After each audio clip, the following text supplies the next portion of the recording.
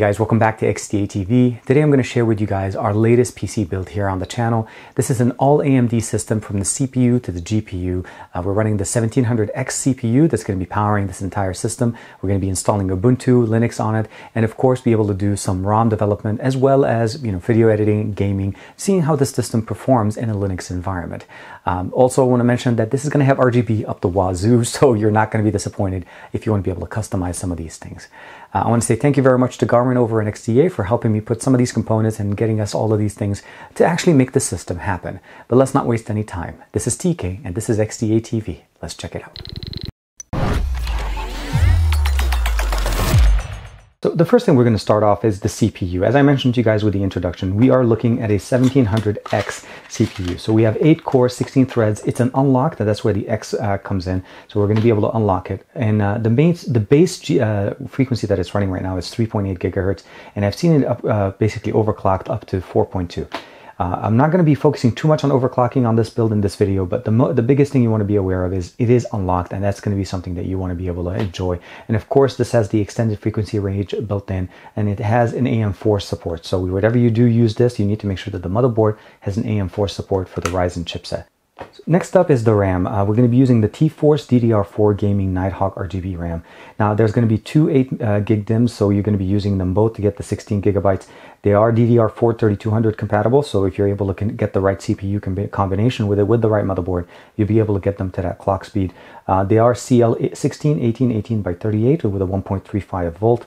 And the main thing obviously is they're compatible with Aura, so you can use them with either the ASUS compatibility software or you can use it directly with the T-Force software. Moving over to the SSD or the hard drive, we're going to be using an M.2 NVMe hard drive, or an SSD really. So it's a small form factor. The main benefit here is a lot of our new motherboards now support them. So you can use this as your boot drive to complement additional drives that you have on the computer. So for this build, we're going to stick to this. It's 480 gigabytes. It's really nice, super fast. Again, you plug it in on one side, you screw it in on the other side to keep it stationed correctly on the board, and then the heatsink that we have on top here will dissipate any heat that this generates, keeping it as cool as possible. When it comes to the GPU, we're keeping it again AMD all the time. We have the Radeon RX 580. It has 8 gigs of DDR5 memory. It is VR ready, of course, out of the box. And of course, it has the FreeSync technology. So if you're using a FreeSync display, this is going to work for you guys. DirectX 12 compatibility, and we are able to support up to 3 display ports and HDMI 2.0 compatibility, of course, for 4K, and then dual link DVI. And here it is. You see the 228 millimeter fans on top of those heat sinks that are under it, and some massive pipes. I hope you guys could see how big the pipes are here for heat dissipation, and you can see it right there. Now it does need external power. Obviously, we're going to be connecting this to the PSU, and we'll get to that in a second. But the main benefit here, it just looks extremely beautiful. We have the XFX logo here, of course, the ports, the HDMI and the DVI port, and of course a lot more ventilation.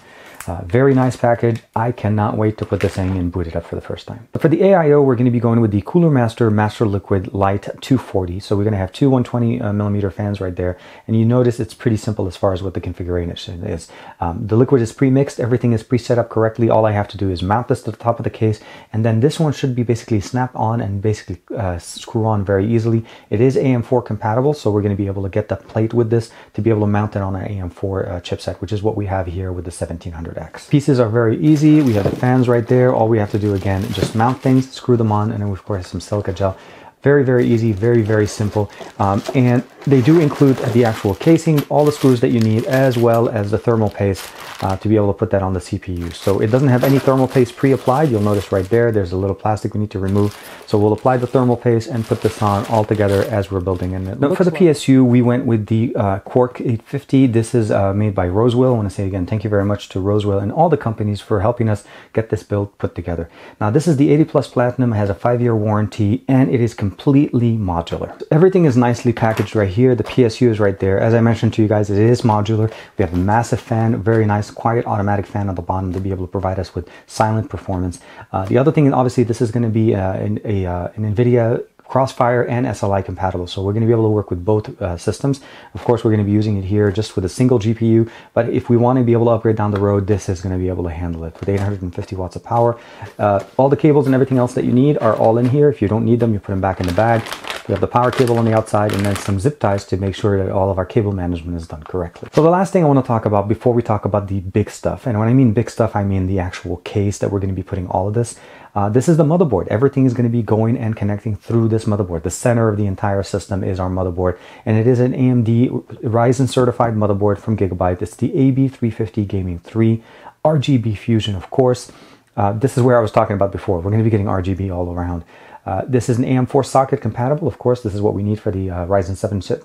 And then, of course, we have RGB, as I mentioned, VR ready, Smart Fan 5, control, USB 3.1 Gen 2 compatibility. Definitely very nice. The motherboard itself, by default, comes in with black and red, so that's going to be kind of keeping in that Ryzen look. We have the instruction manual, the software, a few cables here for SATA connectivity, as well as the back plate. The main benefit here, we are going to be able to support dual channel DDR4 RAM. That's going to be going in here. CPU, of course, the M.2 SATA board is connected right there, right between the PCI Express ones. And of course, the video card will go in there. And I think overall, this is looking so far really, really exciting. Now, the last component I wanted to share with you guys is this is the Unimouse. We saw this at CES 2018, and the company Contour actually was gracious enough to provide us with a unit. The mouse itself is actually very nice, and it has a unique design on it. It does come with an automatic dongle, so then there's no worry about as far as drivers. This will work on PC or Linux. You just need to plug this in directly to the back of your device, as long as you have an open USB port, and you're pretty much set.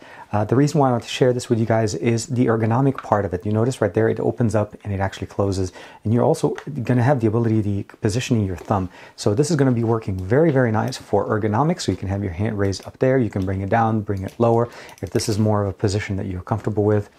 We have 1, 2, 3, 4, 5 buttons, clickable buttons, as well as a roller and a clicker. So obviously all of this has to fit somewhere. So we're going to be using the Cullinan case. This is the Rosewill ATX mid-tower gaming computer case.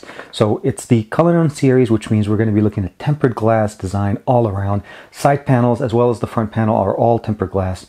Top mounted multiple I/O ports, so you're going to be able to interface with 2 USB 3.0s and 2 USB 2.0s, as well as your headphone jack, as well as your microphone jack. Optimized for venting, we have a really good set of vents, as well as 4 fans pre-built and installed with red LEDs.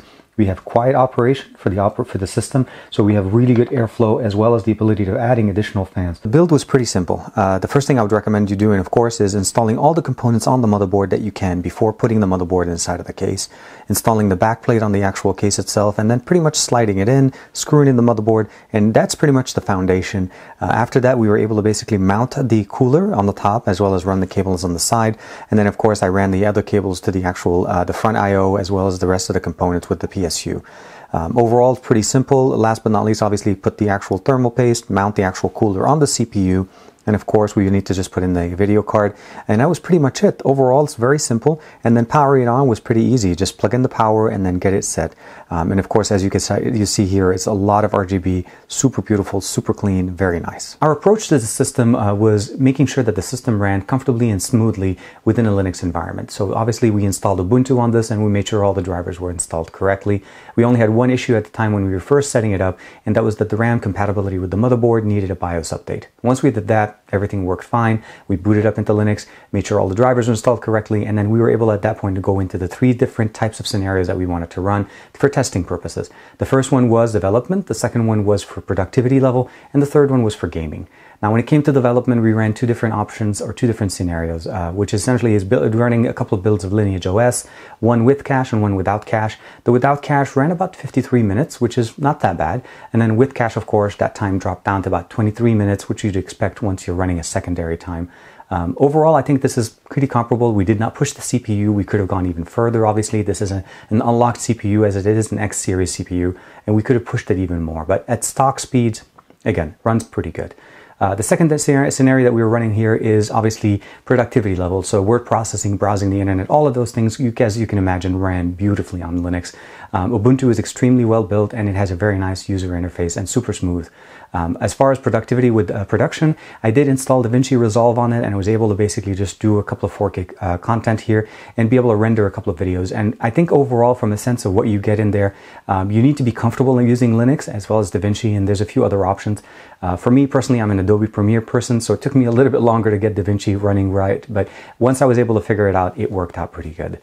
Gaming-wise, we were able to install Steam, and as you know, one of the more popular gaming platforms, and I was able to get Rocket League to run on here pretty smoothly, and some of the other games that were compatible with Linux. Not all the games that are AAA games right now are compatible with the Linux environment. I'm hoping to see more in the future, but what we were able to run, and again, with Rocket Lead, it ran beautifully, it ran smoothly. The RX 580, of course, performed beautifully on this. There was no issues with the system, and by no means were we pushing it to the limit. We could have done so much more. And again, those are the main scenarios we wanted to run, and this system did it beautifully. And I think that's because we have such a really nice set of hardware that we put together here that gave us just a smooth capabilities of what we can do. Of course, the 1700X CPU is an unlocked CPU. We can go even further by pushing it and overclocking it. Now, the XFX RX 580 came slightly overclocked, and I think that's just the stock clock that came directly from the factory. So even though it's slightly overclocked, that's what it came out of the box, and it worked beautifully for us. We didn't have to mess with that. Now, the cooling, as you guys saw, was provided with that Master Liquid AIO from Cooler Master. It had two 120 fans that we mounted to the top, and of course, all of this is mounted within the Rosewill case. Now, the Rosewill case is extremely nice. This is the Cullinan case in red. There's a blue and red color version of it, and of course, the red coloring just gave you that nice, real deep colors that not only that matched the Ryzen colors that we wanted to show here. All of this, of course, was put together in this case, and of course you had fans on the front, fans on the back, and we could have added even more RGB if we wanted to, but the motherboard, that Gigabyte AB350 motherboard, is a nice gaming motherboard because not only does it have all the ports that we need as far as compatibility with being able to do Crossfire if we want to go, depending on what you're running on it, you can definitely get a really nice looking case. And of course, all of this is powered by the 850 watt power PSU that we got from Rosewill as well. So between the PSU and the case, I think Rosewill got us really covered, and the main benefit of that PSU is modularity. So cable management was a breeze with this case. Everything was nicely tucked, everything was put in correctly. Next thing we had here is obviously the Untitled SATA 480 gigabyte SSD that was a Cardia one, and it actually mounted directly to the motherboard, so we didn't have to worry about connecting any cables to the back for any kind of storage. It's 480 gigabytes. For what we were doing on the system, it was more than enough. And then of course, last but not least, is the T-Force Nighthawk RAM. That's RGB, of course. You can customize that and update that, and I think those are really nice, and they're basically run and optimized to run with an AMD chipset, so specifically being able to go up to 3200. So amazingly built system. I want to say thank you very much to Dan, as well as all the companies that provided us these hardware to be able to put the system and make this unit come alive. Overall, I think I'm very happy with this system. It ran pretty good. You can definitely build something similar to this. I'm going to make sure to give you guys a list of all the pieces that we have included in here, as for if you'd like to be able to check them out. Overall, very nice, very fast system, so much more potential than what we were able to test on because, as I mentioned, we did not overclock it. The RX 580 is definitely one of the more popular GPUs, so you can definitely play a lot of really good AAA games if you're running it in a Windows environment. And of course, what we were able to do today was prove that not only gaming systems can run and really do well in a gaming and Windows environment, but they can also thrive and do really well in a development environment running on Linux. Let me know what you guys think in the comments below. Thank you very much for the support. Like and subscribe to this channel, like and subscribe to my channel, and I'll see you guys in the next video or when we're doing our next build.